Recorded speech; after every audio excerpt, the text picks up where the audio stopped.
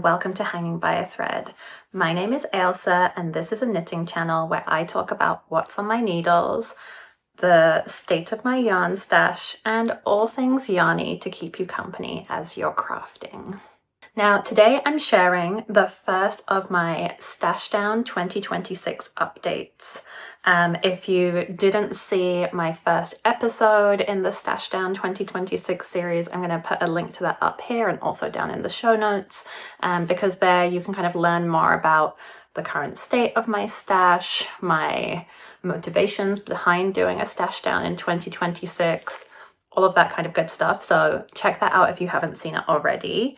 And yeah, I've been thinking a lot about these monthly updates. So that was one of the kind of commitments I made in that initial video, that I was going to do monthly updates about my Stashdown efforts in order to hold myself accountable and maybe build a little bit of momentum, maybe bring in other folks who are doing a similar thing, to be part of like the conversation around stashing down.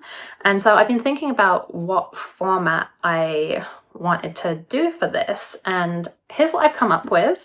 We'll see if it works over the whole course of a year, but for now I want to each month share my update, but also to make it more than just kind of like a going through the numbers, I'm going to pair that update with something else. So maybe a discussion topic, maybe a pattern roundup, maybe a Q&A if that's something anyone would be interested in. If you have any ideas for content around stashing down that you would like to see, or ideas of things you'd like me to cover, would be so open to your ideas and requests in the comments. So yeah, today I'm going to be doing a video essay / discussion, answering the question of how did it get this bad, and kind of my thoughts around that. We'll get to that later. I'm also going to start each of these episodes with a Stashdown question that I'd love for you to answer in the comments below.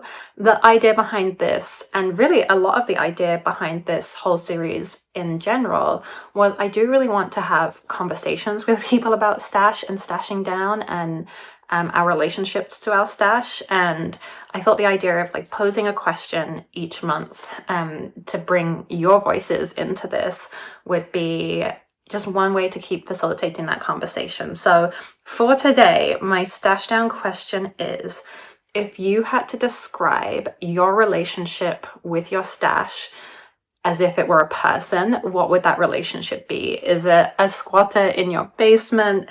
Is it your best friend? Is it a stranger on the street? Like, what is the relationship that you currently have with your yarn stash? I think, I didn't pre-think my answer for this, but I think when I think about it, it's maybe a little bit like a well-loved guest who has maybe overstayed their welcome a little bit. And by that, I kind of mean there's so many beautiful things in my stash that have been there for so long, and I'm not appreciating them in the way that I want to appreciate them. I'm getting annoyed by them taking up so much space in my house. I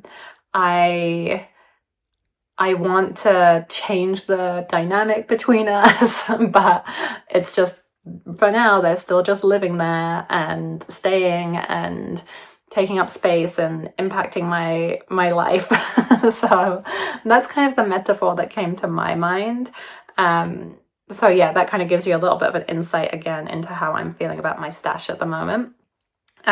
Would love to hear what your relationship is with your stash. Who is your stash in your life right now?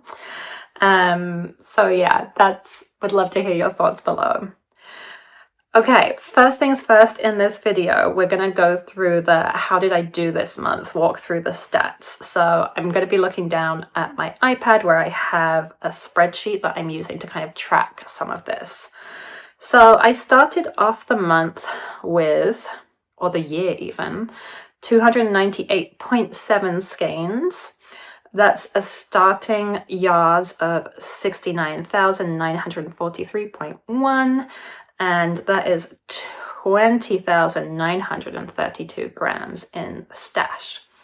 I did have some yarn come in this month, and one of my kind of goals for my stash down was to have a yarn buy with some a yarn ban with some exceptions, and some of those exceptions came into play this month, so we'll talk about that. So my total number of skeins in was 8 skeins for a total of 2,100 yards and 550 grams. What came in this month, so I did have to buy some more yarn in order to finish up my Brighton sweater. I actually unfortunately ended up with leftovers, but I couldn't finish the sweater without getting that extra yarn, so some of that extra yarn has now gone back into stash and will have to be used in kind of like a scrappy project or somewhere else, or be destashed, but that came in. I bought a single skein of Filcolana Saga for my Vita cardigan that I'm hoping to start soon. If you've seen my winter knitting plans, I talked about how I wasn't sure about one of the colors that I had bought for that cardigan. And after thinking about it for a really long time, I thought for the sake of not buying a single skein, I should just get the color that I thought was going to actually make the cardigan what I wanted it to be. So that kind of fits into my rule of only buying yarn when it's to complete a project. And then this one is a little bit of a cop-out, and I will throw my hands up and say I haven't been perfect here. I got 3 skeins of Cascade Heritage Sport in order to make a beanie, which I will show you whenever I do my next kind of project dive, which I kind of justified it to myself as I was getting yarn to finish a project because I was using another skein of yarn from Stash. That was me falling off the wagon a little bit, and I do feel a bit bad about that. It's not perfect, it's not where I'd like to be, it's the reality of where I am though, and I think being able to kind of name that in this format and own up to it, and yeah, that's progress. Also, I will say that it has immediately gone into a project and is being used, so I do feel better about that. It hasn't just gone into the great piles of stash, it is immediately being used in a project, so that does make me feel a bit better about it, but still not in the spirit of things, so something to watch out for in future months. I did have quite a lot of yarn go out of stash, however, so I had a total of 12.66 skeins go out of stash. That's a total of 2,594.68 yards and 527 grams. So the 3 projects that I finished that meant stash was out were my Brighton sweater, I did a ranunculus, and oh no, it's only 2 because I used 2 different types of yarn. So two projects finished in January, the Brighton sweater and a ranunculus. So that means my net is I am down 4.66 skeins for the month with ending skeins of 294.04. I am down 494.68 yards for ending yards of 69,448.42. I'm actually up 23 grams because some of the yarn I brought in was heavier than what went out. My ranunculus I knit in brushed alpaca silk, so that's lighter. So I'm currently at 20,955 grams in stash. So yeah, that's kind of the figures around it. But yeah, so this month wasn't perfect, but overall my numbers are down, and I do care more about the yardage and skeins in stash than I do about the grams specifically. So I feel happy that the numbers are down on that front and that there is progress. Not perfection yet, but progress. Okay, so now that we've done that update, let's get into this discussion topic that I was thinking about for today. So the topic that I wanted to address today is this question of how did this get so bad? How did my stash get so out of control? How did I end up here? How did I spend this much money? How did I end up with so much stuff that I'm not even sure how I'm going to use it? And this was inspired, in fact, by a viewer who left a comment on my first Stashdown video who posed this question about their own yarn stash. How did it get this bad? And it really resonated with me, and it actually connected to an idea that I think about a lot, which is the interaction between consumerism and the fiber arts community, and kind of the systemic forces that we as individuals exist within. And it's something that I'm really interested in. It's something that I do reading about outside of knitting world. It's something that I care about. I'm not very good at practicing anything like minimalism or low buying. I'm actually quite bad at being a more mindful buyer, but something that I would like to improve at in more areas of my life. So yeah, this topic just really resonated with me, and so I thought it'd be a good topic to start with in this monthly series. And I do want to say that even though what I'm going to be talking about today is my thoughts around kind of like the systemic forces or external pressures that can lead to our yarn stashes getting out of control, I do believe we have individual responsibility, but kind of the way I think about this is that we have individual choice and responsibility within the system we live in, within the ecosystem we have been brought up in, with the values that we have, been breathing in since childhood, with what we see other people doing, and sometimes resisting those external forces can take a huge amount of capacity. So I'm kind of speaking about the forces today that I've noticed in my personal experience, and how I see that shaping my own relationship to yarn buying. But you could absolutely disagree with me. And in fact, please do. I would love to hear other people's thoughts, contrary views. I think that would be such an interesting conversation to have. But I would ask that you approach any disagreements with kind of good intentions and kindness. But yeah, so that's kind of where I'm starting from. I'm also going to share in the links down below some articles and resources that I was reading as I was kind of researching and pondering this topic, if you're interested in doing more reading about this too. So I've broken this down into kind of, I think, 4 sections. And they kind of build on one another, kind of. So let's start with the first one. And my first point is that purchasing yarn exists within the framework of consumerism.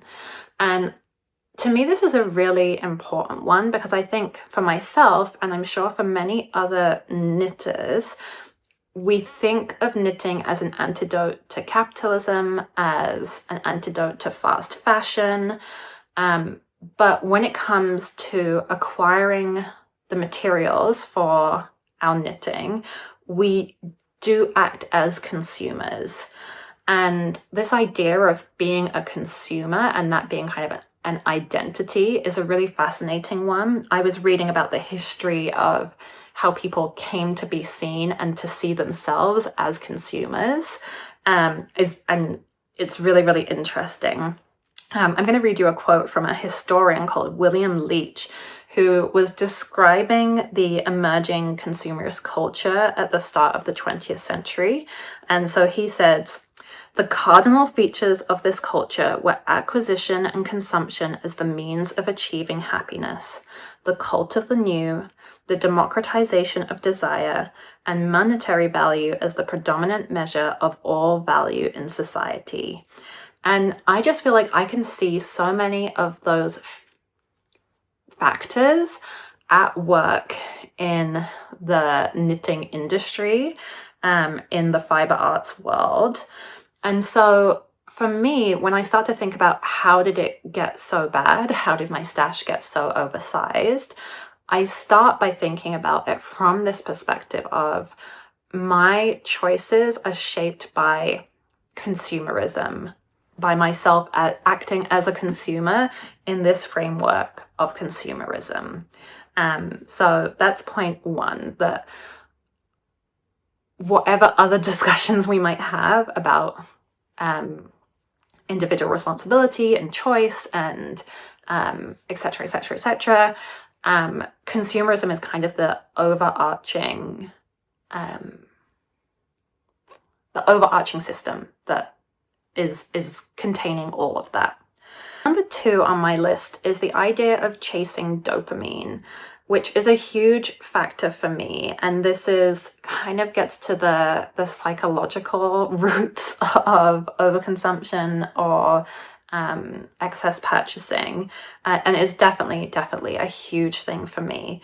I think many of us feel that life is hard, the world is scary, and it can feel really hard to find ways to sustain ourselves, to motivate ourselves.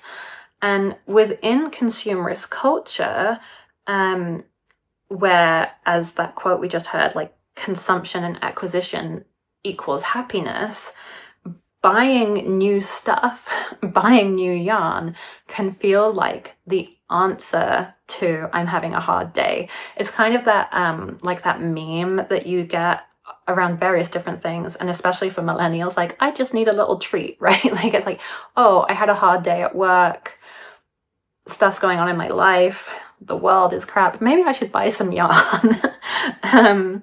And short term, like that works. Like the feeling of clicking purchase, the feeling of going into a yarn store, the feeling of opening up a yarn delivery, like you get that rush of excitement. And like, yeah, I've been there and it feels good. It feels great. You get to squish new yarn and you're really happy about it. Yeah, I'm not denying that at all. But certainly for me, one thing that I've found is, especially as my stash has grown, that dopamine hit, that rush doesn't last.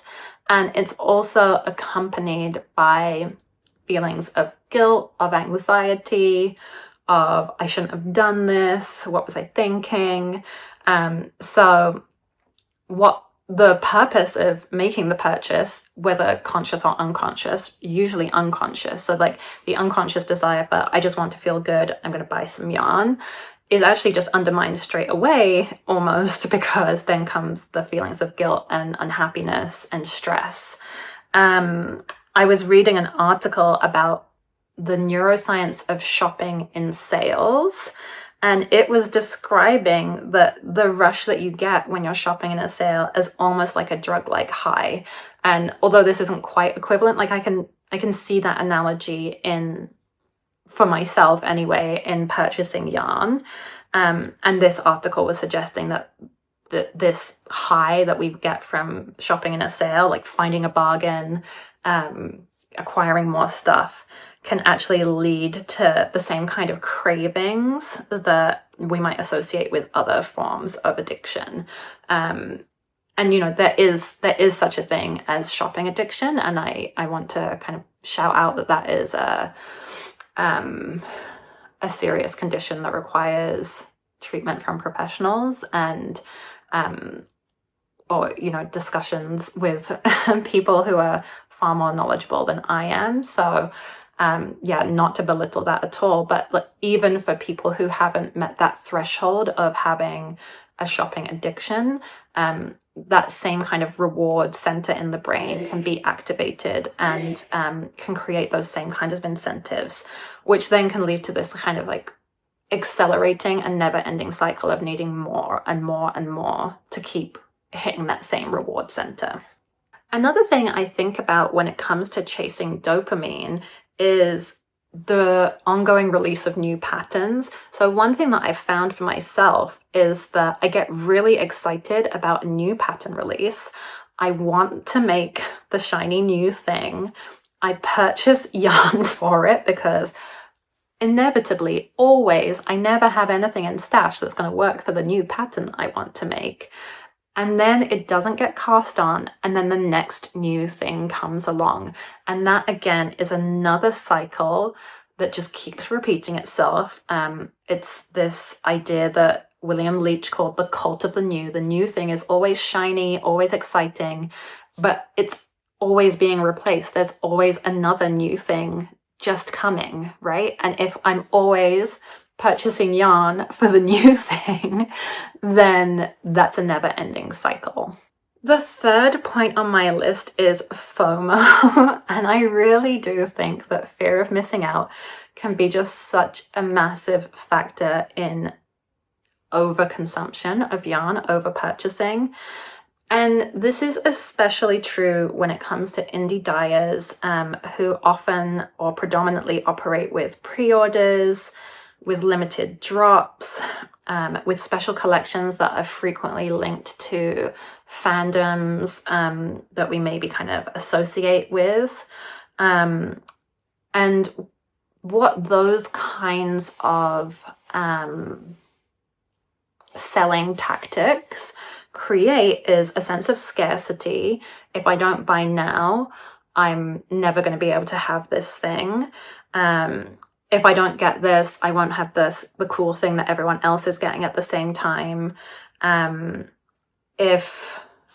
often happening in a limited time frame, right? That a pre-order is open for a week or maybe even less time. So I have to make decisions in a really compressed time frame in order to make sure I'm not going to have, to make sure that I'm not going to miss out on this experience. And this is the root of a lot of marketing in kind of previous lives. I've worked in content marketing, and a lot of marketing is around creating this idea of scarcity, this impetus to buy. It can be done more or less ethically. But yeah, you know, whenever we see last chance to buy, disappearing forever, 2 hours left in sale, like these are the kinds of tactics that, you know, across, you know, merchandising, selling that people might use. This offer ends, like, right? We've all seen those emails, we've seen those banners, we've seen stuff up in the stores telling us that this is our last chance to act. But they are designed to give you that sense of FOMO and then so push you to purchase. That's the understanding of that psychological process is absolutely inherent to that marketing. And I want to be clear that I'm not blaming individual yarn dyers for using these systems. I'm sure there are operational reasons for using pre-order systems, for example. And I'm not saying that all of them are trying to be predatory and to push you into making purchases that you shouldn't, or that it's wrong to shop in a pre-order. Like, that's absolutely not what I'm trying to say. And, you know, I think there are some people who I've seen doing this in a really more thoughtful way. So, for example, Elise at Sunday Fiber Co. had her last pre-order open for a much longer period of time, like maybe a couple of months.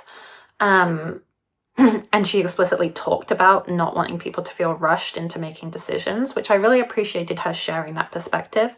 But again, I'm not saying that people who do short turnarounds are doing it in order to create this feeling. I'm sure part of it is just this is how they see other people doing it.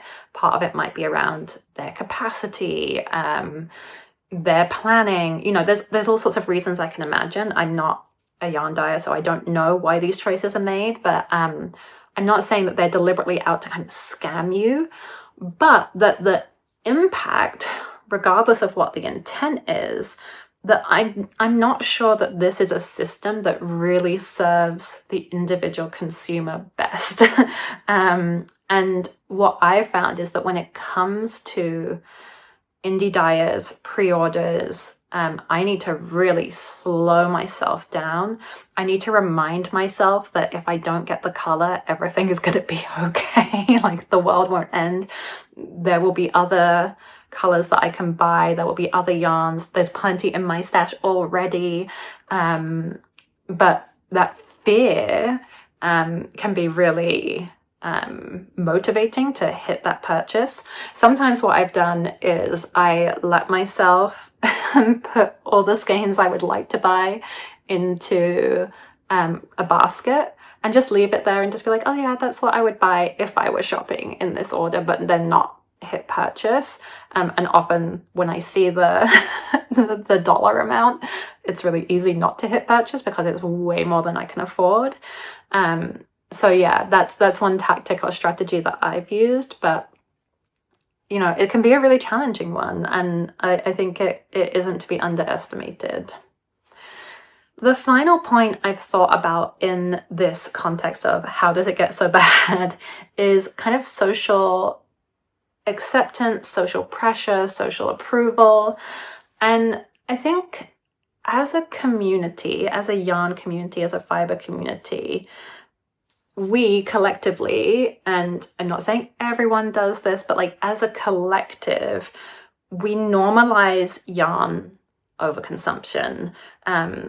People very commonly refer to themselves as yarn addicts. I have done that myself. I have tried to move away from that because I don't want to use, or I don't want to minimize genuine addictions. But you know, that's a very common thing that we might see. There's a huge subreddit called Yarn Addicts on Reddit. People make jokes about hiding their purchases from partners or family. They share memes around, you know, there's no such thing as too much yarn, or oops, I tripped over in the yarn store and this is what I came out with, right? We've all seen those kind of jokey discussions around this, or not even discussions, this kind of content around yarn purchases. And even within YouTube, a standard of the knitting podcast is a section on yarn acquisitions.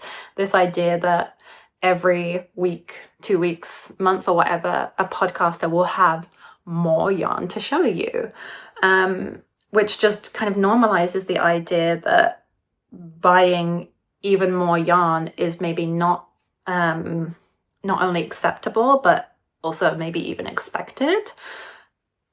I have also seen the opposite in the fiber community, people talking about these kinds of issues about overconsumption and consumerism, people talking about being more mindful in relationship to how we craft, talking about de-influencing, talking about you don't need all of these tools to get started. And I do really appreciate that. But I do think there is overall, more broadly, this kind of acceptance that we're all going to have massive yarn stashes and that it's cute or funny or just normal. And you can have your own feelings about the size of your yarn stash and what that means for you. But I think it's interesting that it's normalized that everyone should maybe aspire to or should expect to end up with a very large stash. So as I've gone through these factors, I've tried to, you know, share thoughts about how they show up in my life, and sometimes how I try and combat them, but I don't necessarily have ways to combat any of them. I think when you're thinking about systemic forces, sometimes there aren't easy ways to combat them. But for myself, even just trying to be more aware of this and talking about this does help me to be a bit more mindful about my yarn consumption, and does help me to, as I kind of said when I was talking about pre-orders, it helps me slow down because I have this broader knowledge and this broader framework that I'm making my purchases within. So that's something I found so far. I would love to know if you have any thoughts on any of these factors, if you see other factors at work in how our stashes get so big. And yeah, any thoughts you have about how you tackle resisting that drive to purchase more and more yarn. I hope you enjoyed this video. It was a different style for me, very open to your feedback and critique. If you enjoyed this video, don't forget to give it a thumbs up and subscribe to my channel for future content around Stashdown 2026 and so much more. And until the next time, take care everyone, stay warm and happy knitting. Bye.